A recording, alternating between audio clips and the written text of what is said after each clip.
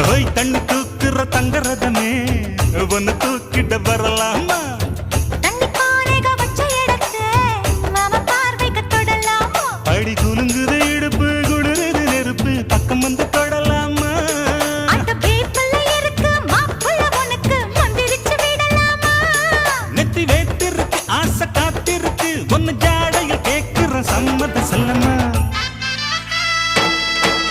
கும்பகோணம் சந்தையில் பார்த்த சின்ன பெண்தானா மஞ்ச தாவணி காற்றுல பறக்க வந்த பெண்தானா